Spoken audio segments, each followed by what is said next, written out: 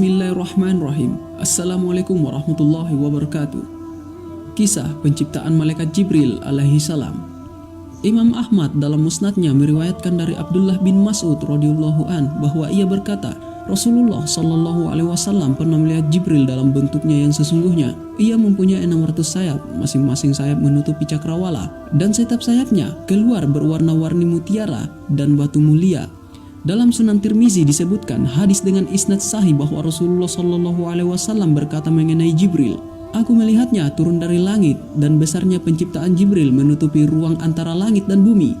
Ketika menerangkan tentang Jibril ini, Allah berfirman, "Sesungguhnya Al-Quran itu adalah firman Allah yang dibawa utusan yang mulia, yang mempunyai kekuatan di sisi yang mempunyai arsy yang tinggi derajat, dipatuhi lagi dipercaya." Yang dimaksud dengan utusan mulia di sini adalah Jibril, sedangkan pemilik singgasana adalah Rabbul Izzah, Allah. Rasulullah Shallallahu alaihi wasallam bersabda bahwa sesungguhnya Allah telah menciptakan malaikat Jibril dengan bentuk yang sangat elok. Jibril mempunyai 600 sayap dan di antara sayap-sayap itu terdapat 2 sayap yang berwarna hijau seperti sayap burung merak. Sayap itu antara timur dan barat. Jika Jibril menerbangkan hanya satu daripada beberapa sayap yang dimilikinya, maka ia sudah cukup menutupi dunia ini. Setelah memandang dirinya yang tampak begitu indah dan sempurna, maka malaikat Jibril pun berkata kepada Allah, "Wahai Rabbku, apakah engkau menciptakan makhluk lain yang lebih baik daripada aku?" Kemudian Allah pun menjawab pertanyaan malaikat Jibril, "Tidak." Mendengar jawaban Allah, maka malaikat Jibril pun berdiri dan melakukan sholat 2 rakaat untuk bersyukur kepada Allah. Pada setiap rakaat sholat yang dikerjakan oleh malaikat Jibril, dia menghabiskan masa selama 20.000 tahun lamanya. Setelah malaikat Jibril selesai melaksanakan sholatnya, kemudian Allah pun berfirman kepadanya, "Wahai Jibril, kamu telah menyembah aku dengan ibadah yang bersungguh-sungguh, dan tidak ada seorang pun yang menyembahku seperti ibadah yang kamu lakukan. Akan tetapi di akhir zaman nanti akan datang seorang nabi yang mulia, yang paling aku cintai bernama Muhammad. Dia mempunyai umat yang lemah dan senantiasa berdosa. Seandainya mereka mengerjakan salat 2 rakaat, walau hanya sebentar dan dalam keadaan lupa serta serba kurang, dengan pikiran yang melayang-layang dan dosa mereka pun besar, maka demi kemuliaanku dan ketinggianku, sesungguhnya salat mereka itu lebih aku suka daripada solatmu. Hal tersebut karena mereka telah mengerjakan solat itu atas perintahku, sedangkan solat kamu bukan atas perintahku." Setelah mendengar hal tersebut, Jibril pun kembali bertanya kepada Allah,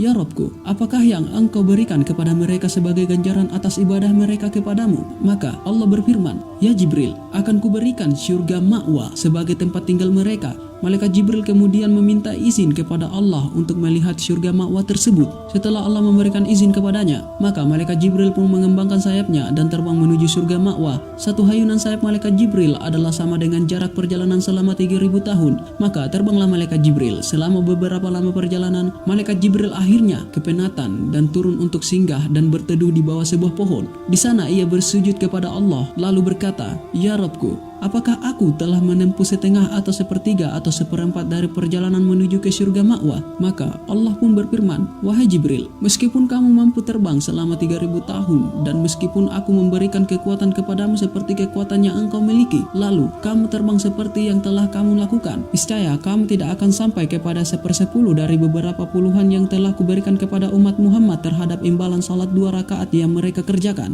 Sabda Rasulullah Shallallahu alaihi wasallam, "Sebelah kanan sayap Jibril terdapat gambar surga beserta dengan segala isinya termasuk bidadari-bidadari, istana, pelayan, dan sebagainya. Manakala sayapnya yang sebelah kiri terdapat gambar neraka dan segala isinya yang terdiri daripada beberapa macam ular yang cukup berbisa, kalajengking dan neraka yang bertingkat-tingkat, serta penjaganya yang terdiri daripada malaikat yang gerang dan ganas, yakni malaikat Zabaniyah." Kata Rasulullah Shallallahu alaihi wasallam, apabila telah sampai ajal seseorang itu, maka akan masuklah satu kumpulan malaikat ke dalam lubang kecil pada badan manusia, kemudian mereka akan menarik rohnya dari kedua telapak kaki hingga lutut, dan mereka pun keluar. Setelah itu datang lagi sekumpulan malaikat masuk menarik roh dari lutut ke perut. Begitulah seterusnya, dari perut ke dada dan dada ke kerongkongnya. Itu saat nazak seseorang. Kalau orang yang nazak itu orang beriman, maka malaikat Jibril akan menerbangkan sayap yang sebelah kanan sehingga orang itu dapat melihat kedudukannya di surga sehingga terlupa orang-orang di sekelilingnya. Jika orang yang nazak itu orang munafik, maka Jibril akan menerbangkan sayap sebelah kiri untuk menunjukkan tempat di neraka sehingga ia menjadi sangat takut serta lupa kepada keluarganya, kata Rasulullah.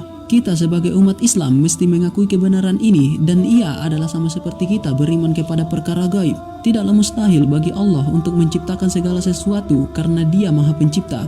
Cukuplah sekedar kita melihat langit yang tidak bertiang. Bukankah ia perkara mustahil bagi manusia untuk membuatnya?